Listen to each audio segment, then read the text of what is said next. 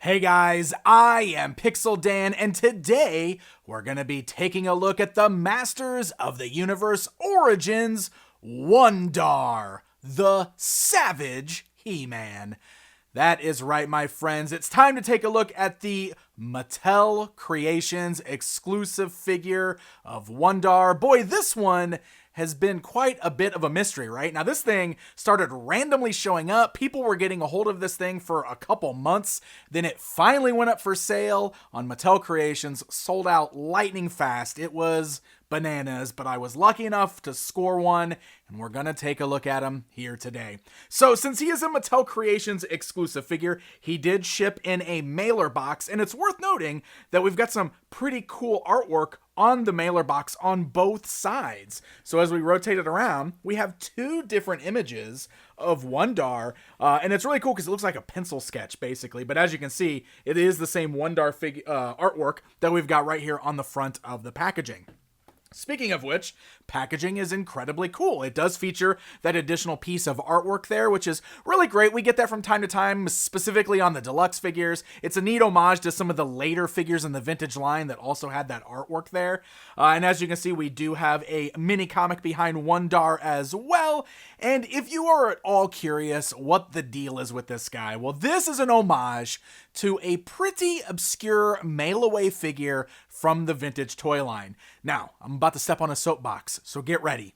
A lot of people refer to that mail-away as Wonder Bread He-Man, and that is specifically because when that figure first started getting pictures shown on the internet and people didn't know what it was from, one of the guesses was that it might have been a mail-away as a promotion with Wonder Bread. That is not true. This was not from Wonder Bread, but the WUN-DAR name is there as a nod to that, and honestly, I kind of hate that because it is basically spreading a false narrative that this had anything to do with Wonder Bread. But I get it. A lot of people still call this guy Wonder Bread He-Man, even though he's not from Wonder Bread. I prefer Savage He-Man, so I am glad at least that that is on the packaging. Also, while we're at it, I don't like that he comes with the black Zodak armor because, again, the original mail-away did not have that Zodak armor, but one of the early images we saw of this guy online was wearing the black Zodak armor from the weapons pack. So again, it's kind of just pushing this false narrative that the black armor goes with him, but it doesn't. All right, I'm going to step off my soapbox now. I know I sound like a big nerd, and many of you guys are rolling your eyes at me. Now, the back of the packaging, quite a bit different than what we get from the retail releases, because instead of a cross-sell, we get full artwork on the back. And look at that. The glowing skeleton warriors from the Castle Grayskull box art have returned, and our Savage He-Man is doing battle with them. But also in the background there, it looks like we've got Shirella. But pretty cool stuff going on there. Amazing artwork. Absolutely gorgeous. So definitely something a little fancy, something a little special for the packaging. Let's go ahead and get this guy pulled out of the box, and we're going to take a closer look at him.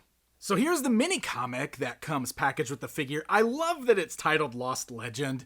That's a really neat kind of nod to the legend of this figure and how long it kind of took for the mystery to get partially solved, I guess. But, you know, it's a fun little mini comic that is just kind of showing some of the Savage He-Man. And hey, I was totally right. It is Shirella that is on the back of the packaging there. Mossman makes an appearance. Pretty cool stuff. Yeah, there you go. Shirella is the green goddess. So pretty cool little mini comic. I assume that it only comes with this figure, but I guess time will tell on that. All right, so we got WUN-DAR outside of the packaging. Of course, bringing in the tape measure, you can see that the figure stands right at that 5.5-inch scale, just like the other figures in this line. And again, if you have He-Man, you know exactly what you are getting with this particular figure. Basically, we've got the standard He-Man body through and through on this guy, you know, with the same kind of wrist bracers, but they're painted black this time. You got the boots that are painted black. All of this is a really nice homage to the vintage Wonder Bread He-Man or Savage He-Man. And then, of course, he is sporting Zodak's armor, this time just done in black. Now, I do notice that there's like a little gash in the thigh on this, so I'm actually wondering if there's like an imperfection in the mold and if they're all going to end up with this gash in the thigh there, but mine definitely has it. It's pretty noticeable. You can actually see the way the light is reflecting off of it there, but yeah, otherwise you pretty much know exactly what to expect with this figure if you've already got He-Man in the line. So articulation is going to function exactly the same, and of course the interchangeable parts will be retained on this guy. So that head is on a ball joint. The arms can be pulled out at the sockets at the shoulders there, but still great range of motion. Swivel at the elbow, bend at the elbow, swivel at the wrist, hinge at the wrist. You can also pop the hands out at the wrist joints there. You will notice that this particular figure comes with 2 gripping hands, so he doesn't have an open shield hand, just 2 gripping hands there. You can also twist at the torso. You can also pop the upper body off at the waist. Legs can go outwards, forwards, backwards, swivel at the knee, bend at the knee, swivel at the boot cut, which is also removable, so you can pop the feet off of this guy if you want to, and then the ankles can move up and down as well as rock side to side, so fits right in with the rest of the figures in this line as far as his articulation goes, and of course, swapping parts is an option. Now, for accessories, this particular figure does again pay homage to that vintage mail-away figure by giving us a small batch of brown weapons. We get a brown version of Buzz-Off's axe, a brown version of the Castle Grayskull weapons rack sword, and a brown version of Zodak's gun. Here's where I'm going to get a little nitpicky again, because these weapons are not exactly accurate with what we got with the vintage figure. Now, that's probably not a terrible thing, but, you know, for some of the people out there who want them to be identical, it is worth noting that they are different. The one that came with the vintage WUN-DAR, or Savage He-Man, was the Castle Grayskull axe, which did not actually have the handle on it like Buzz-Off. So this is the actual vintage one right here for a quick comparison. Now, the Origins Castle Grayskull didn't have this axe, so I assume that just means that they didn't have a mold to reuse, so it was just easier for them to reuse the Buzz-Off mold, which is why we've got this.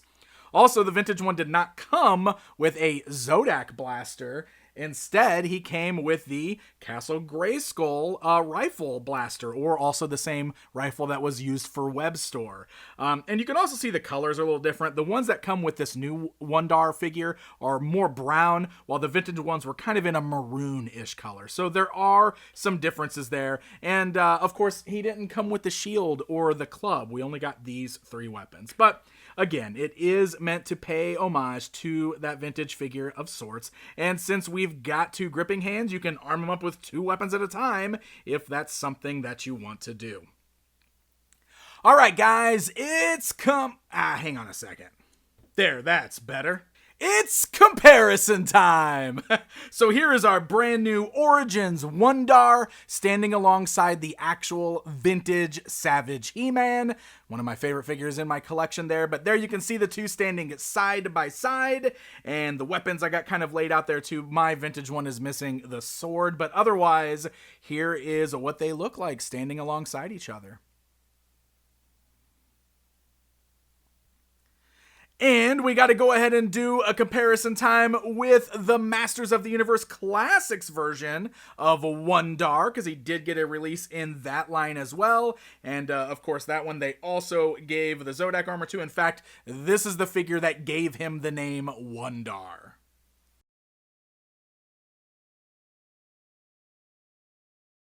So there you go, my friends. That is a look at the brand new Masters of the Universe Origins WUN-DAR. You know, despite my gripes with the name and the black armor, I will say that I still find it cool that they're paying homage to one of the biggest mysteries to ever hit Masters of the Universe. It's really cool seeing them do something neat like this that kind of pays respect to some of the fun things that happened in the vintage toy line. The only thing I will say as another negative is that this figure was practically just as hard to get, because the fast sellout was incredibly disappointing, and the fact that he just started randomly showing up before he was even announced announced from Mattel was also very, very bizarre. I still don't know what happened there. I really hope Mattel could find a way to put this out there more and get it into fans' hands, because it is a fun figure, especially for long-time collectors of this brand. Thank you guys so very much for watching this video, and until next time.